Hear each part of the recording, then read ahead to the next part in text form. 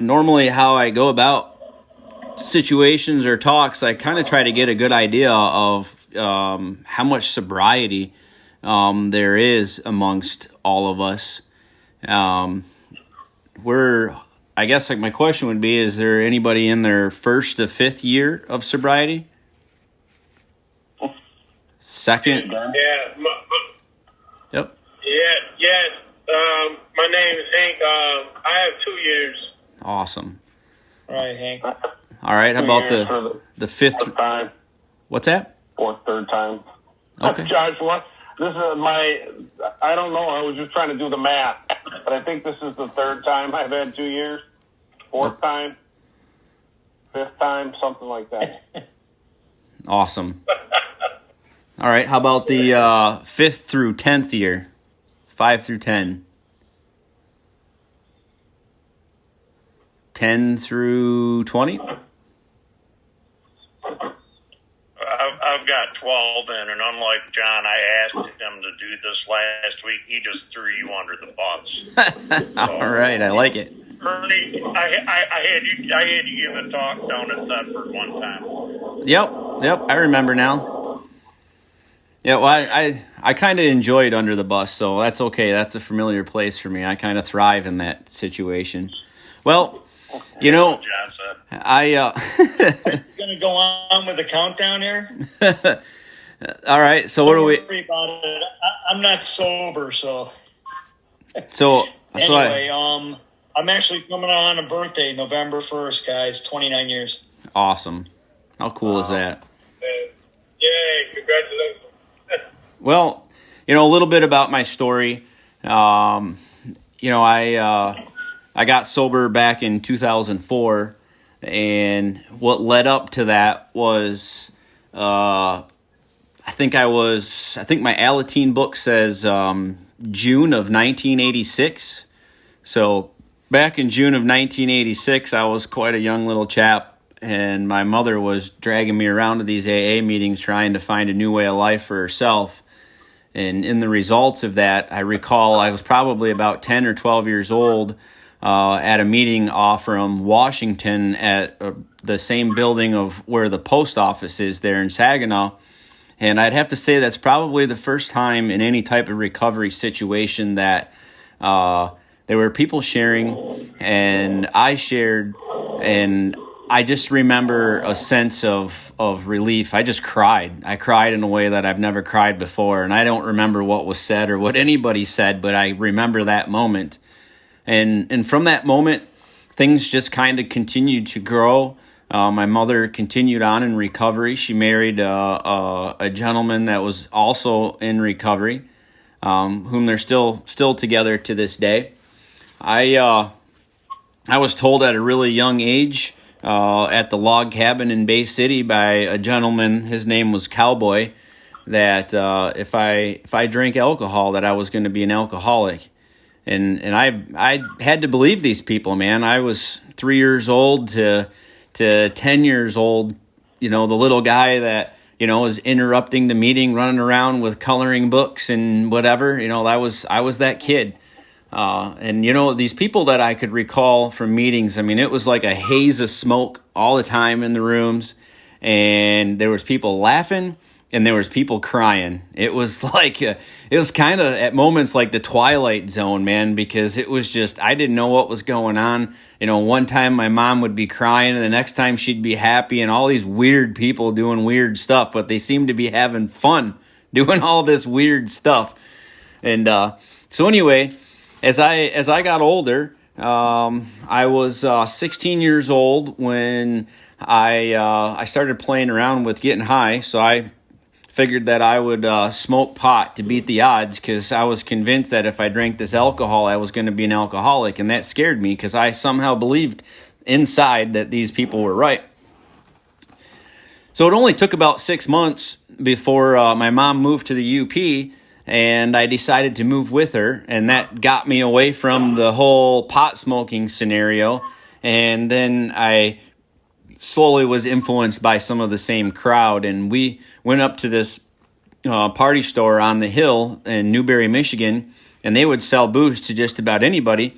So we rolled in there and we got fifth of Mick Masters, and we went back to my buddy John, not the John from here, but a different buddy John. Went back to his house, and I'm like, man, I don't really, want much to do with this, but hey, I guess I'll try it, but it tastes nasty. So he's like, oh, here you go. So he fixes me up this cup, and he puts a straw in there and dumps some Pepsi in there, and he says, just drink this. And yeah, man, what I remember of that was I woke up underneath a pull-out couch and my face was burning because it was laying in a pile of puke. So that was my first experience with alcohol, and it scared the crap out of me. So whenever my friends would drink at that point, I would just kind of pretend, I would just kind of put off like I was getting drunk because I was really scared because of what happened. I just couldn't control it. But eventually, I was taught by some other friends that you could smoke pot and drink at the same time, and it might not have the same effect.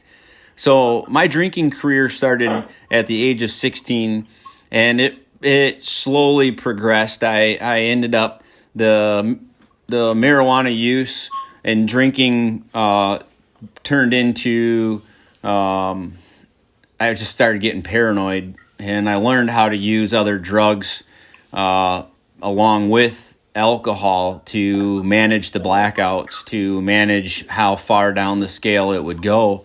So I thought. But eventually, it got to a point to where one of my friends got picked up for drunk driving, and he needed to go to AA. And I'm like, oh, I know where that's at. So him and I did the AA thing for a while, but when I did that, I was getting high, but yet we were staying sober, and he had to get his sheet signed, and it was just a matter of time that he ended up getting picked up again, and I just continued on with the whole drinking ordeal. And I guess if I were to sum up my experience with alcohol, it was kind of like every love affair I ever got into, it always started off like a dream and ended in a nightmare every single time. And back in 2001, I met this gal. There was always a relationship involved. There's always a woman. Every single time the wheels would fall off.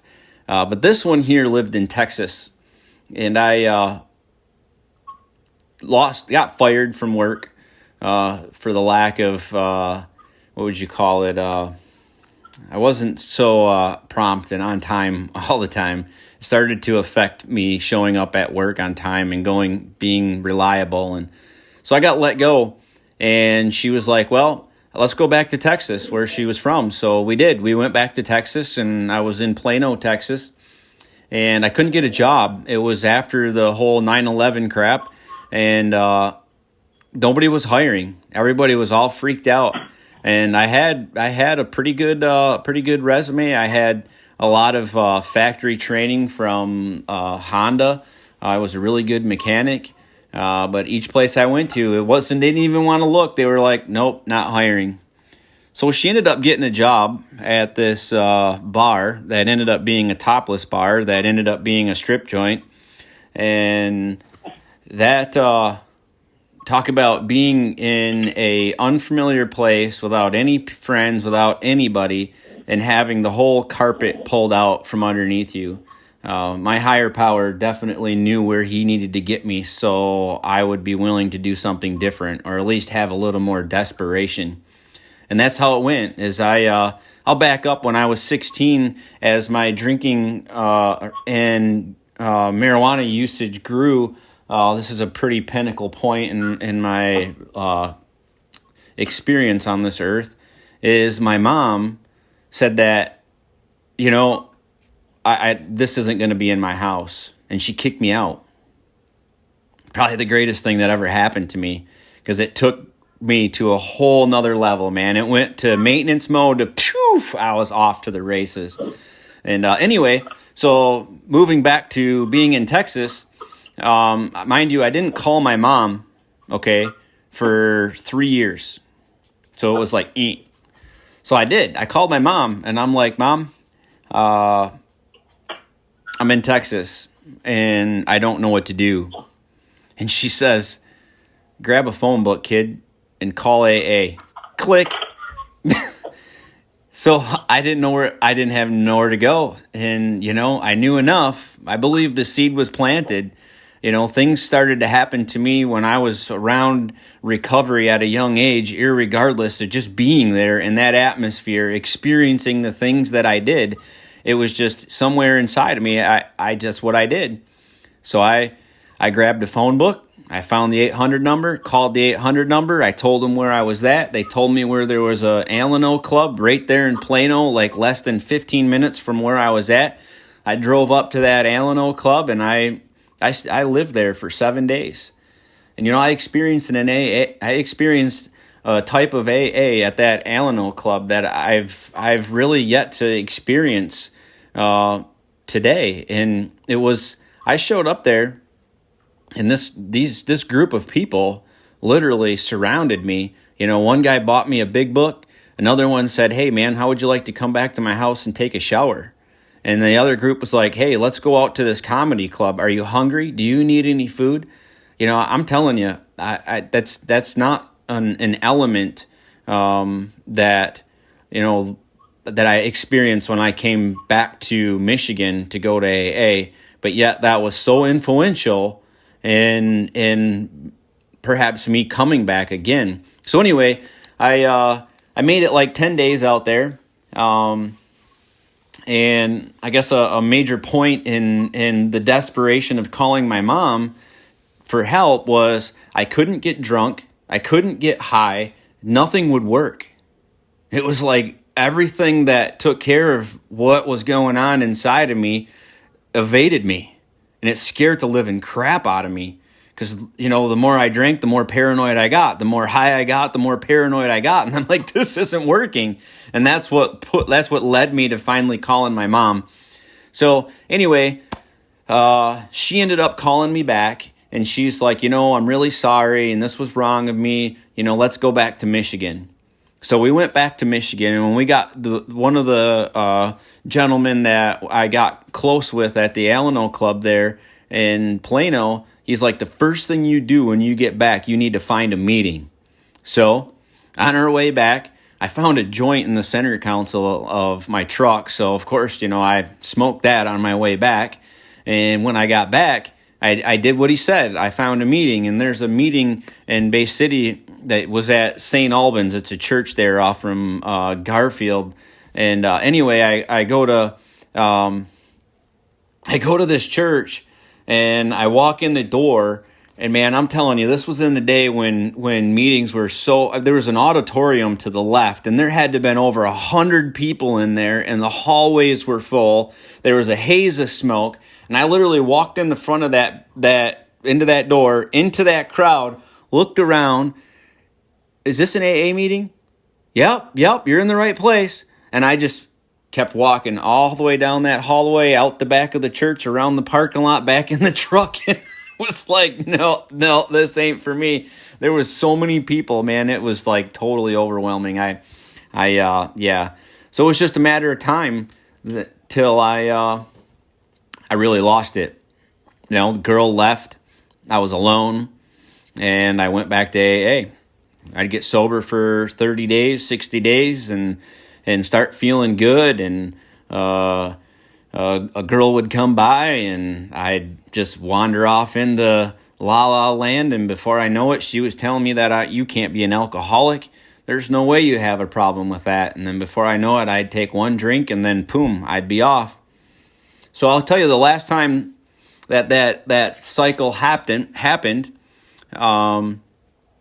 was the girlfriend from Texas, she started working at the Deja Vu in Saginaw, and I got hooked up in that whole entire crew. And then she took off with some other guy, and then her arch rival came, and I dated her for a month, and then that went off, and then she came back. And so her and two of her friends were over at my house, and I've been sober now for almost 2 months. And I think it was maybe 50 days, somewhere right around there. I didn't get I don't know what colors, what's the red coin? But anyway, I didn't make it that far. And anyway, they were making strawberry daiquiris in my kitchen, and I walk by and I look at that strawberry daiquiri, and I'm like, man, that looks good. And not with a thought in my mind at all. I didn't think about anything at all except for the fact that it looked good. And I took one drink, and I took that one drink, and I'm going to be honest, the worst thing that could have ever happened. Nothing. Nothing happened. And I'm like, wow. Now, I didn't have 2 drinks. I just had that one. But it was the matter of maybe I inventory. I actually wrote this out to try to pinpoint the amount of time that there was in between me taking that drink and when I was painting this house across the street where I lived. I stopped at the corner store to get a pack of cigarettes, and I don't remember buying a 6-pack of Corona at all, but I was upstairs in the bathroom at that house painting that bathroom, and it just consciously I asked myself, why did I only buy 6 after I was already drinking one? And you know, that's something that I have to never forget, because that was my strange mental blank spot. Not knowing, not intending to go into that store to get drunk or to get, all I was going was for a pack of cigarettes, man. But see, I believe what happened is when I took that first drink, it didn't trigger craving, because for me, craving wasn't triggered every time I put alcohol in my body. But what it did do is it got this thing going. So it was that mental obsession that started twirling about, well, geez, you had one drink, you can't be an alcoholic. And then I have the girlfriend chattering in my ear telling me that I'm not an alcoholic. And I totally just let up. I didn't go to meetings. I just started to think I was a normal person. And that 6-pack of Corona lasted, it was 13 months.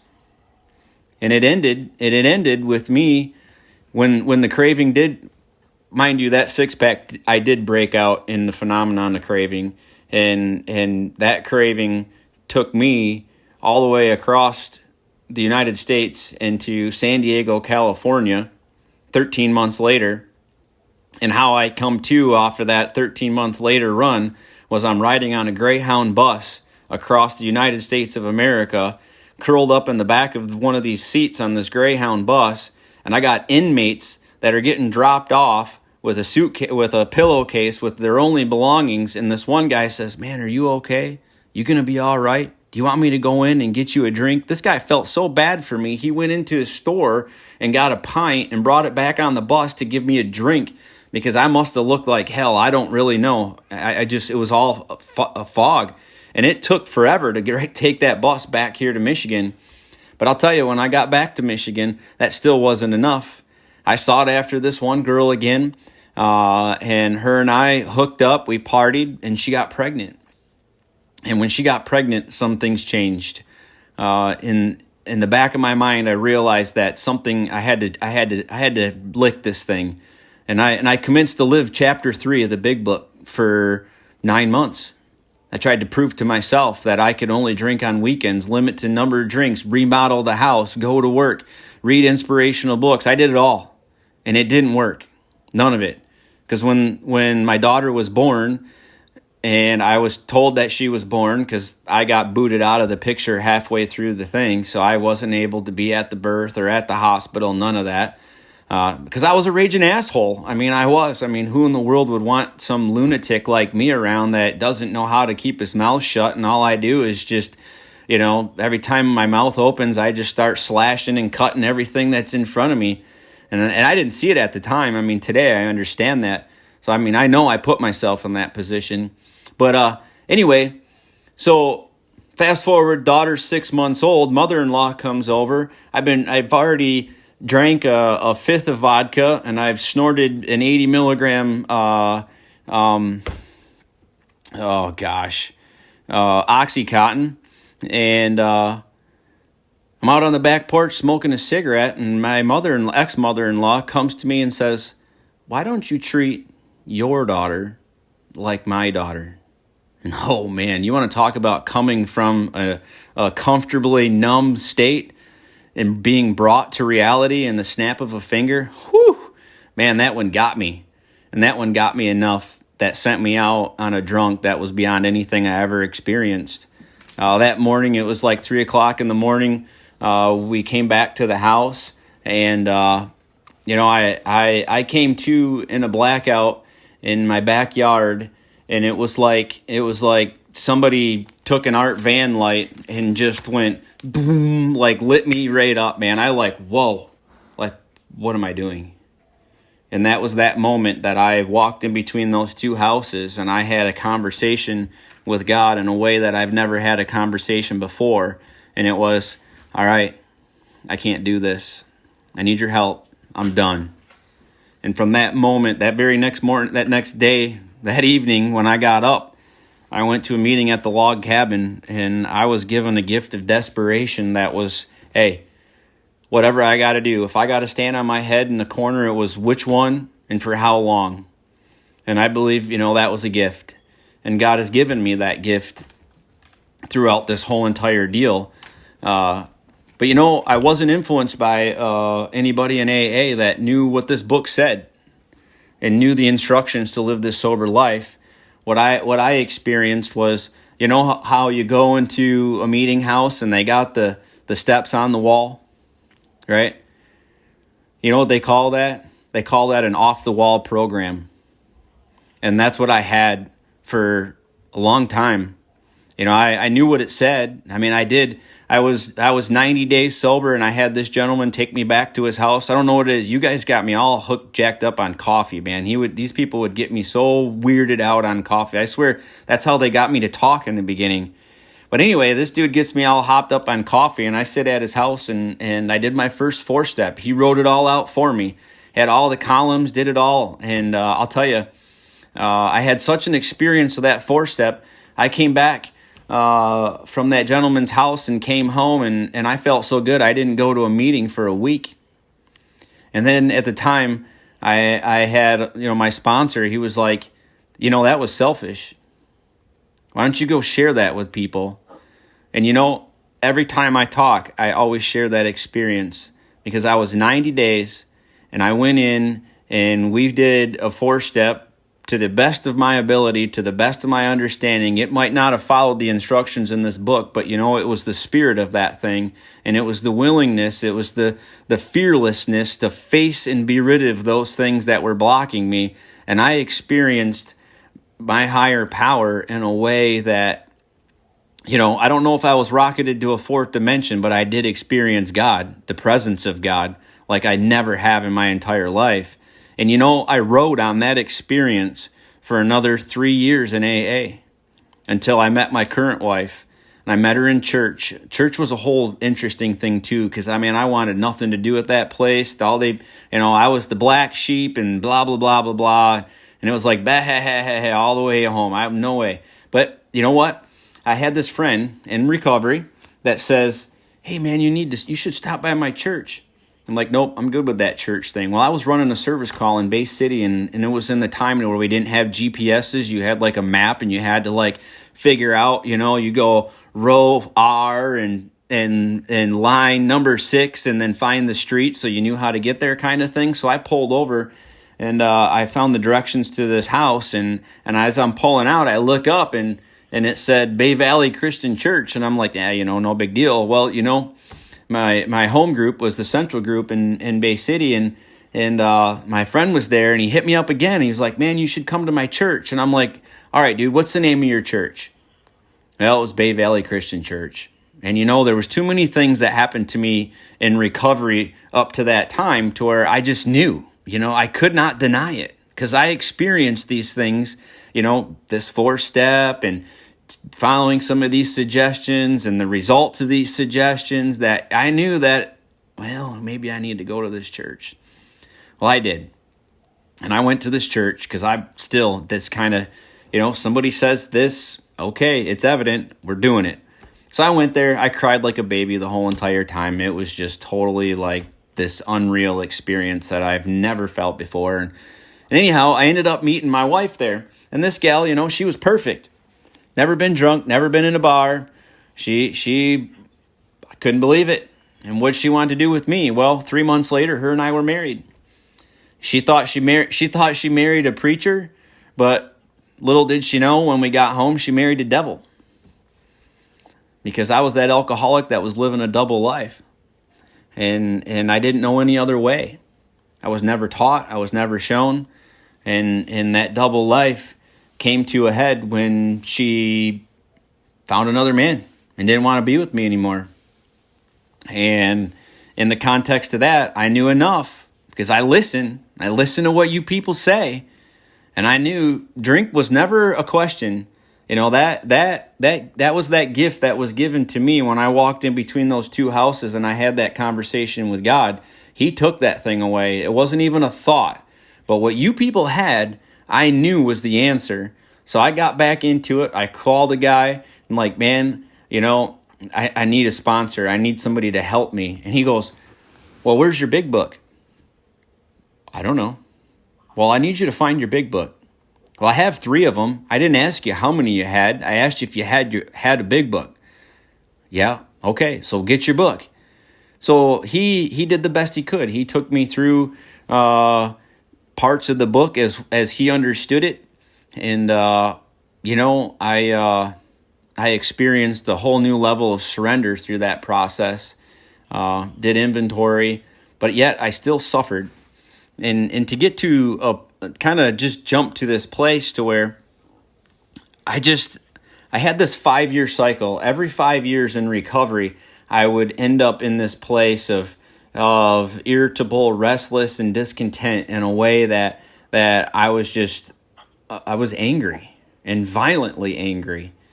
And, you know, it eventually got to a point to where I was at a meeting in Midland, and my therapist goes to the same meeting, and I went to my therapist and I said, you know, I need a new sponsor. I really don't know what to do, but I just can't believe that this is it. So I got that new sponsor, and that individual turned me on to some tapes by Mark Houston, and I started listening to these tapes and started hearing the big book in a way that I've never heard it before. And when I was going through, I followed through the book, I started to have these experiences that I really couldn't explain. And then the gentleman that was sponsoring me at the time kind of walked me through some things, and we wrote inventory, and we wrote inventory in a way that I've never wrote inventory before. And we got to a place in the book that the inventory was done. We went over the 6th step, we went over the 7th step, and we went to some places in me having my amends all wrote down, and I started making these amends, and I was still suffering, and I really couldn't get it. And I kept asking him, but he was still suffering in the same way, and I just knew there was more. So my family, we had a trip planned to go on this Disney cruise. And we went on this Disney cruise, and mind you, we're going on this Disney cruise with, you know, the mother-in-law that watched me crucify her daughter and was way okay with her daughter leaving me to go be with this other person. And I want to share that because this, you know, I don't know if anybody, you know, has a great relationship with their in-laws, but generally in my experience, it usually isn't too great. And so this is how this program has just totally transformed my life. So now I'm going on a cruise with all of them. There was 22 of us, all right? I'm talking sister-in-laws, brother-in-laws, aunt, uncle, the whole crew. And here I am having all this new experience in recovery. It's been 12 months now since I wrote inventory, did the best to get all of the 9th step stuff, all my amends made. And here I am trying to live in the moment, and I couldn't do it. And I just knew there was more. I just couldn't do it. And I didn't understand. You know, read pages 84 through 88 every day. And I did it. But I just missed it. And so anyways, I get this open talk from this on YouTube. I mean, I'm a tape junkie, man. I listen to. I got my own YouTube, and I literally have playlists of open talks, running service calls, and whatever. It's just, man, the spirit of the fellowship of the Spirit and a man sharing his experience, strength, and hope is just I love it. I'm addicted. But anyway, I got this open talk of this guy named Dave Fredrickson, and he talks about these 12 prayers and these 12 meditations, and I downloaded it on my phone. And mind you, I had no idea I was going to get on this big steel vessel that was going to go out into the ocean, that you'd have no cell phone service and you would have no internet and nothing. So here I am, trapped on this boat in this little room with these 21 people, and I'm in this place of, okay, what next? So I listened to this guy's talk, and I opened up the big book, and I followed what he was talking about in this big book, and I'm like, oh my, look at this stuff that's in here about these different prayers and these different meditations and what vision. The big book talks about vision, and it blew my mind. And it was like the peace. So we had meetings on the boat. It was really stinking cool. I made friends with some people from different states, and it was so good, man. This one guy was having this 6-step experience that was just out of this world, and I was listening to him talk about it, and I'm all obsessed with Chuck Chamberlain and how enlightened that guy was. And he just takes, the idea of step 6 and just so simple. I mean, it's just it. And anyway, on our way home, we're on the plane, and I email this guy, Dave Fredrickson, and I'm like, I need to know more about these 12 prayers and these 12 meditations. Well, less than 6 hours later, the guy responds back, give him my phone number. The very next day, we're talking on the phone, and I'm sharing what's going on in my life, and he said, well, would you like me to take you through the book? So it was not only what I learned from what Mark Houston talked about and went through it, and I went through it, and I took other sponsees through it, but it was different because I actually never physically had a live human that has done this take me personally through it. And when that happened, oh my, I mean, things just changed. These 12 prayers, 12 meditations, and visions is living the spiritual life. And that's the piece that's been missing forever. And that's the greatest gift, I think, besides when you write inventory, that there's a 12-part forgiveness prayer, and how I experienced freedom from these ideas that I carried around in life that were not real, and they were all created by me. And knowing that, every time I write inventory, and it gets down to me going to God, because God's the one that does the work. I've wrote inventory for so many years in recovery, and still thinking that self was the thing that was going to separate me from the lie. The book's really simple. Self can't remove self. God makes that possible. And, I knew all that stuff, but it wasn't about knowing anymore. It was about what was here, coming out of here, matched what my feet were doing. And my sponsor today is a feet man. He's all about the action, not about what's coming out of my mouth.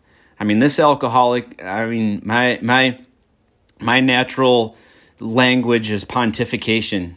It's just blah, blah, blah, blah, blah, blah, blah, blah, blah, blah, right? It's what are my feet doing? How am I living this thing? And this steps 10 and 11 has taught me, because not only does God remove self, it's my responsibility at that point then to take and follow it with what God would have me be. And unless I'm doing the guided meditation that Bill teaches us, and I'm visualizing, he says an architect that doesn't have a vision or a plan for a house, right? He talks about that in the 12 and 12. So it's like this, wait a minute. So if I don't have a vision of what it looks like for me to be patient, then what are the chances of me actually being patient? Ain't going to happen. I might for a moment, but it's not going to follow through. Or how about, what does tolerance look like? What does it look like for Ernie to be tolerant and to visualize what tolerance looks like towards my wife. And how do I learn that? Well, perhaps when I'm not being tolerant. And I go back and I do my morning review, because I do my review questions in the morning, and I see where I haven't been tolerant. So then I look at that situation and I correct it. Okay, now how would God have me be in that situation? And what does that look like? And in that correction, I visualize myself seeing that. So then when it crops up, like the book tells me, because I have to watch for selfishness, dishonesty, resentment, and fear. And when these crop up, I ask God to remove them at once, right? And if anyone was harmed, I make amends quickly. And then I resolutely turn my thoughts towards somebody that I can help, right? And I ceased fighting anyone or anything. And that's the essential core to the daily maintenance of step 10, being the watcher. But again, if I don't have the vision of what it looks like of being patient, of being tolerant, being kind, being loving, then all I got is the arrow in my quiver that I've been pulling out for the last 41 years that's done nothing but cause hurt and suffering to those about me. So by me having that vision of what it looks like, I just armed myself with another way to react to a situation that I may have reacted differently to. And that's what the book teaches, and I never saw it. So my sponsor took me through each one of these things, and it took 12 weeks. And in that 12 weeks, life took on a whole new meaning. Because not only as I commenced to clean up the past, I didn't add any more things as I was going along. When the original manuscript, the editor, I believe his name was Ernie, he took out he changed the review questions to the evening. But if you look at it in context, it doesn't fit, because not only does it say we review our day in the evening, but then the next paragraph says upon awakening. That's nothing Bill would do.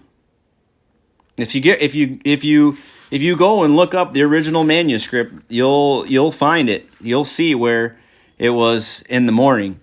So I choose to follow that instruction because it helps me out. So in the morning, I start off with the first prayer and the first vision, and then I roll in to the next one, and then I roll into my review questions. And then when I look at the 12 review questions, that's where I get to correct my day. So I go back and I see, where had I been selfish? Was I dishonest? Was I tolerant? Was I loving? I mean, there's 12 pieces to those review questions that are the essence of me maintaining a spiritual condition that I believe then God can use to be a service to those that are about me. And AA is something that, oh man, it's like a limitless load of joy. And, the book tells us that, God enables us to match calamity with serenity. And irregardless of how bad things get, I have a program that gives me the tools to relax and take it easy. I do not struggle. Why? Because I ask God to show me in every situation what my next step is to be. And that's another piece of the book that was changed from the original manuscript.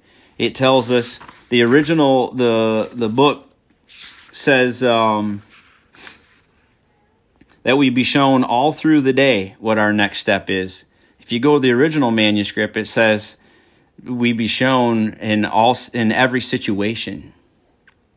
See, I need the every situation, because I can take something, at least for me, and just say all through the day, one big brush, and I'm good. I have to get way more specific than that. I have to look at it in the context of this situation right here. All right, God, what's my next step to be? And I ask him that I be given whatever is needed to take care of such problems, because he's my provider, I'm not. And I ask him especially for the freedom from self-will.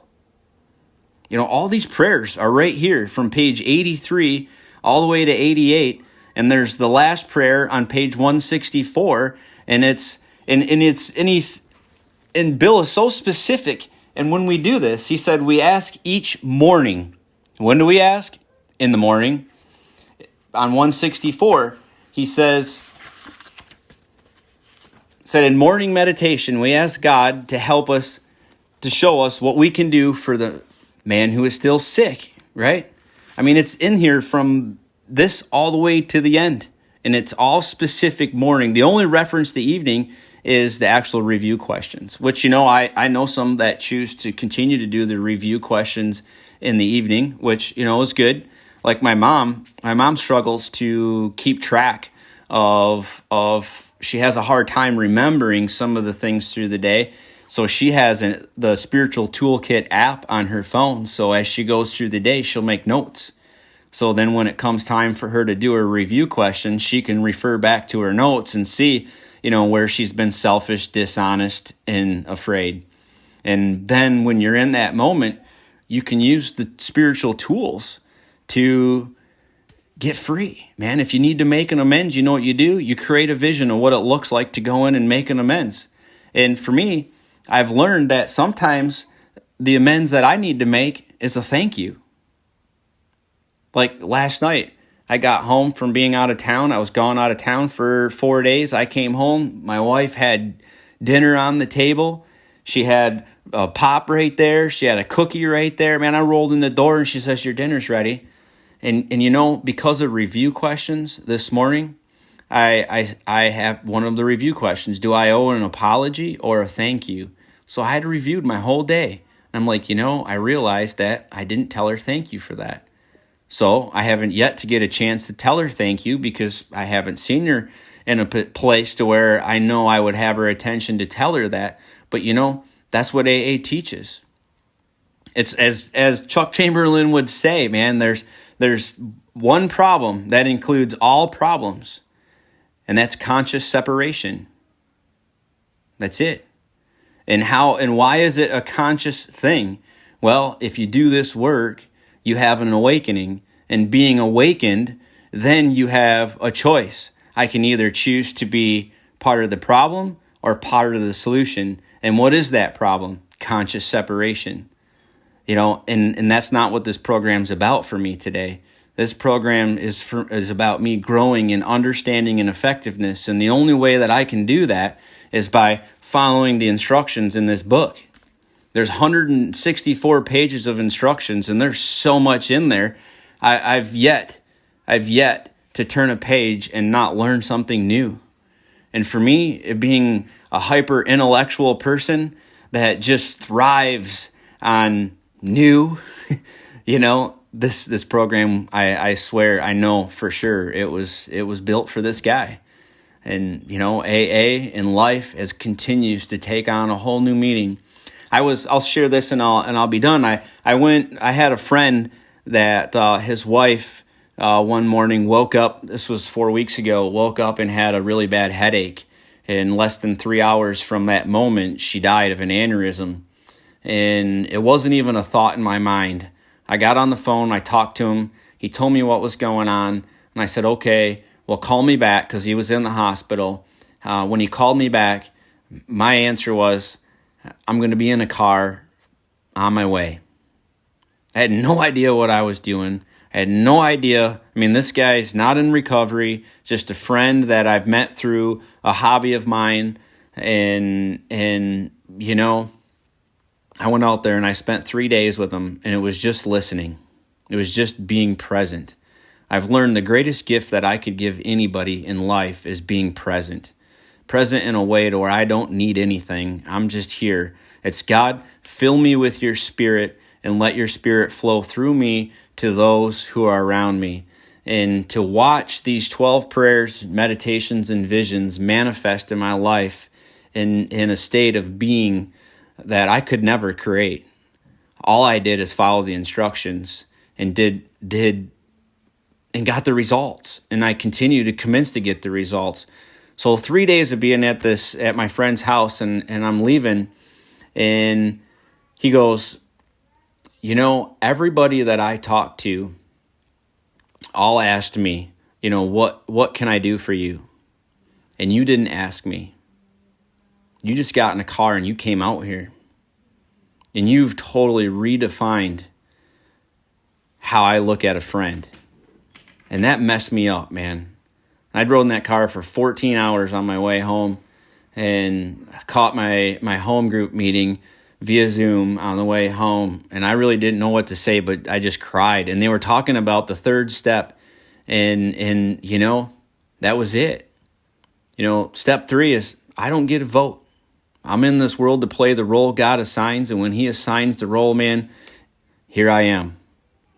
And that is what has brought on a true meaning and a true purpose in life that I tried to find in women. I tried to find in the bottle. I tried to find in work. I tried to find in a husband. I tried to find in a dad. I tried to find in all these things. And all these false senses of self that was created by this mind no longer have control over me, because I find my true sense in that state of being what God would have. And, you know, it's like God hid himself in the perfect place.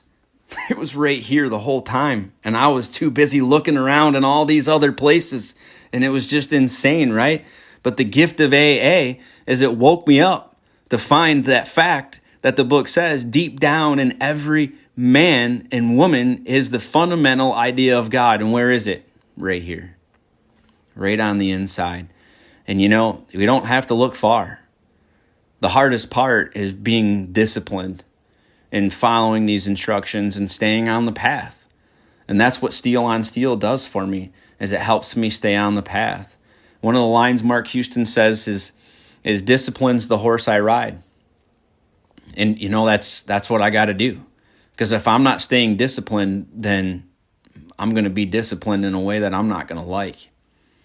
And that's a tough thing to learn. I'm stubborn, man. You know, every now and then I got to pull the guns out to realize I'm still human, still alive, suffering, still waiting around the corner.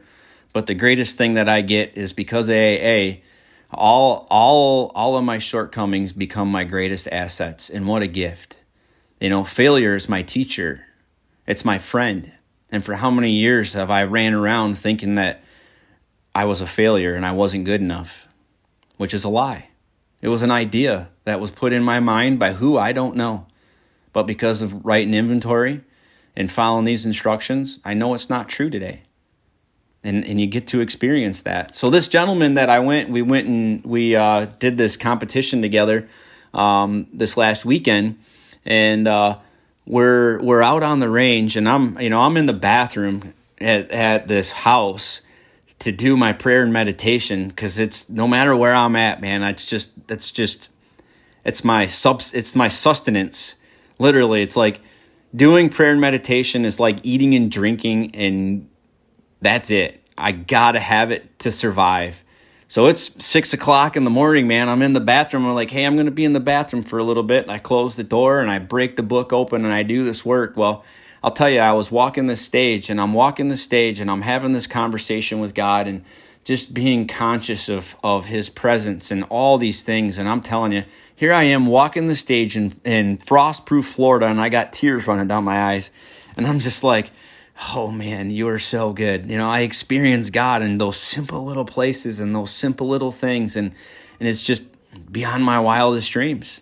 And I believe that's the essence of AA, is really to get me connected to that power with whom not only has given me the grace, but is dispensing that grace. Two different things, man, because I knew about God and I knew who God was and I knew God got me sober, but I didn't have a conscious connected with the one with whom was dispensing that grace. And that is what steps 10 and 11 have taught me.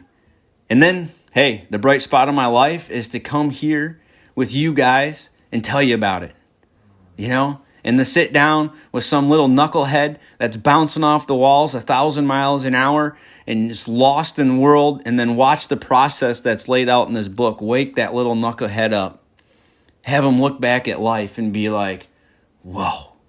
And I get a front row seat to watch the revolutionary change in thinking in another individual just like I was at one day. And man, if that doesn't take on a whole new meaning, I would have to think that you might have perhaps missed what's written on these pages.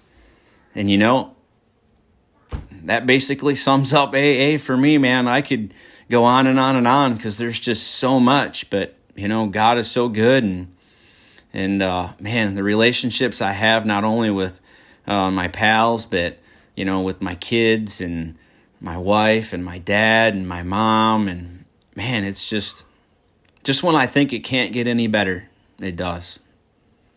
And that's what AA will give us. I have new experiences. I mean, every morning when I read this thing, it tells me right here as I continue to watch, it tells me I've just entered the realm of the Spirit. And it's like, I have to look at that like every single morning is a brand new day, a brand new moment that I've never been to before. When I wake up and I do my prayer and meditation, as the big book outlines, I get to enter that world of the Spirit, brand new, as if I've never been there before. Setting aside all the things that I think I know, everything that happened yesterday, because that's totally irrelevant to right here, right now.